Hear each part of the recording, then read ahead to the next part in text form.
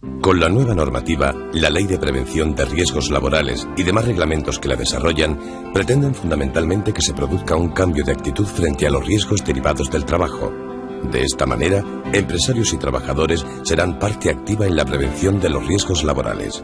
Esto se consigue mediante información, formación y participación. La diversidad de tareas que se dan en los procesos de fabricación conllevan continuas fuentes de riesgo: atrapamientos, pinchazos y cortes, proyección de partículas, golpes y caídas, contactos eléctricos, por lo que se hace necesario adoptar las medidas adecuadas de prevención y protección para eliminar o controlar los riesgos que implica cada una de las tareas. La casi totalidad de la maquinaria que utilizamos funciona con energía eléctrica. Por tanto, una instalación defectuosa o sobrecargada puede ser fuente de muchos problemas. El cuadro general debe estar protegido en una caja con dispositivo de cierre y dispondrá de interruptores de mando y protección, además de puesta a tierra. En los cuadros auxiliares de distribución habrá interruptor diferencial y magnetotérmico, y las bases de enchufe tendrán protección a tierra. Una instalación eléctrica bien realizada puede salvarnos la vida.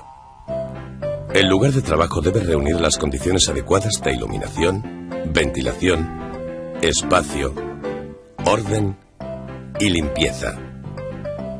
En algunas ocasiones, debido a un deficiente almacenamiento o al proceso de fabricación, podemos encontrar materiales invadiendo zonas de tránsito. ¡Mucho cuidado! Estos obstáculos pueden ser fuente de resbalones, choques y caídas peligrosas.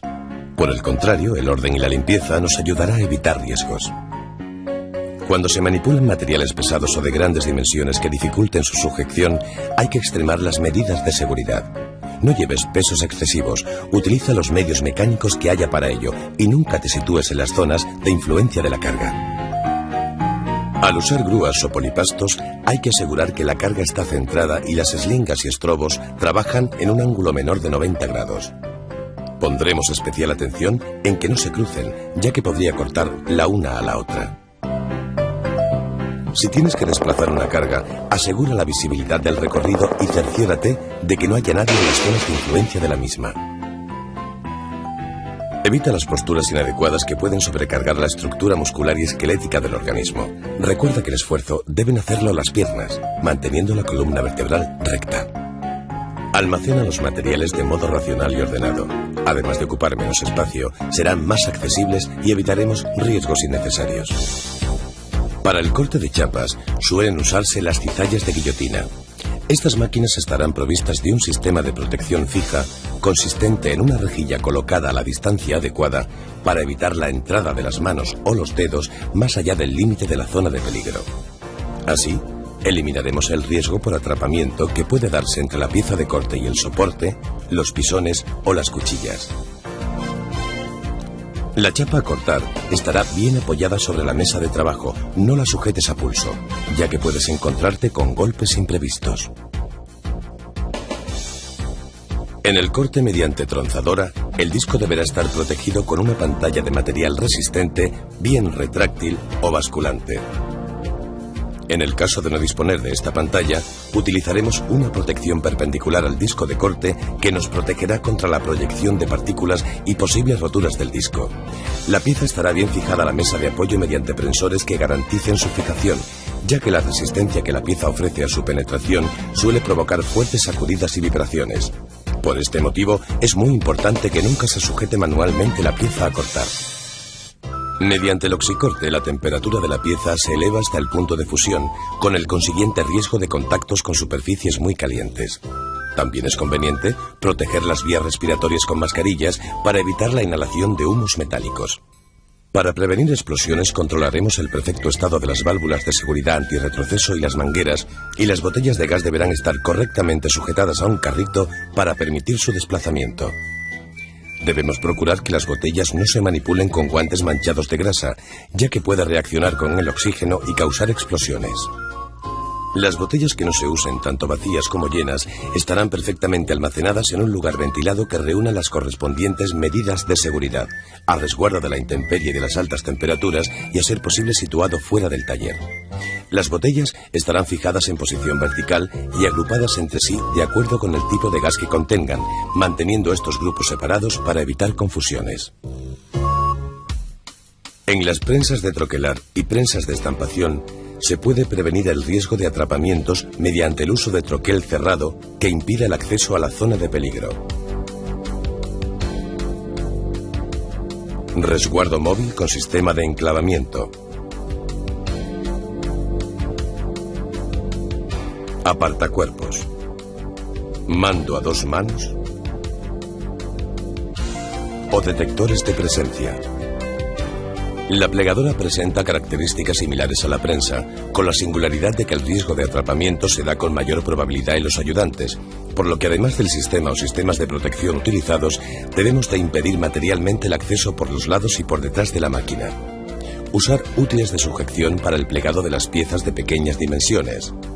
Proteger los sistemas de accionamiento, pedales o barras, contra accionamientos imprevistos. Y revisar periódicamente los sistemas de protección empleados.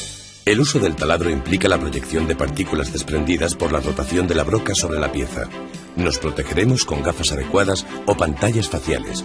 Aseguraremos la pieza a la mesa de apoyo mediante prensores que garanticen una sólida fijación y eviten rotaciones indeseadas. Los elementos móviles al descubierto pueden provocar atrapamientos y cortes al mover las piezas, retirar viruta. Es recomendable usar el cepillo y llevar mangas cortas o ajustadas a la muñeca. El torno y la fresa presentan riesgos similares a los del taladro, por tanto se harán extensivas a estas máquinas las anteriores medidas de prevención, y siempre que se pueda, se situarán alejadas de las zonas de tránsito. Los líquidos y aceites protectores pueden verterse o resbalar hacia zonas por donde se mueven los trabajadores, dando lugar a resbalones y caídas. Mantén limpio tu puesto de trabajo. No conviertas el taller en una pista de patinaje. En la soldadura eléctrica, las radiaciones ultravioletas pueden ser muy nocivas para la piel y los ojos. También se producen partículas incandescentes y elevadas temperaturas, por lo que deberán utilizar pantallas faciales y mandiles tanto el soldador como el ayudante. Aunque no suele existir sensación de riesgo, la inhalación de humos tóxicos procedentes de las reacciones químicas que se producen entre electrodos y metal se traducen en enfermedades profesionales. Esto puede evitarse utilizando sistemas de extracción localizada y si no fuese posible y se realiza esta tarea regularmente, será necesario protegerse con mascarilla.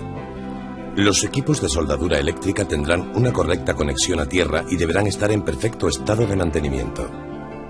Las reparaciones provisionales y las chapuzas pueden pagarse muy caro. Las bornas del grupo siempre estarán protegidas con su tapa cubrebornas aislante que ayudará a evitar riesgos por contactos eléctricos directos. Mucho cuidado si tienes que soldar estando en ambientes húmedos o mojados o sobre superficies altamente conductoras. Así está mucho mejor. La eliminación de la escoria de soldadura mediante el picado y el repaso de superficies mediante máquinas desbarbadoras producen proyección de fragmentos y partículas incandescentes, por lo que es necesario proteger ojos y manos. En las tareas de desbarbado, asegura la pieza de modo que no se produzcan movimientos incontrolados y utiliza siempre el disco recomendado por el fabricante. No lo sometas a sobreesfuerzos o torsiones. Y no quites nunca las protecciones de la máquina. El uso de la esmeriladora requiere el empleo de protecciones para la muela y pantallas que eviten el riesgo de proyecciones de partículas mientras estamos trabajando. La correcta utilización del soporte de apoyo, cuya abertura máxima no sobrepasará los 7 milímetros, evitará atrapamientos de la herramienta con la muela, con los consiguientes riesgos que eso supondría.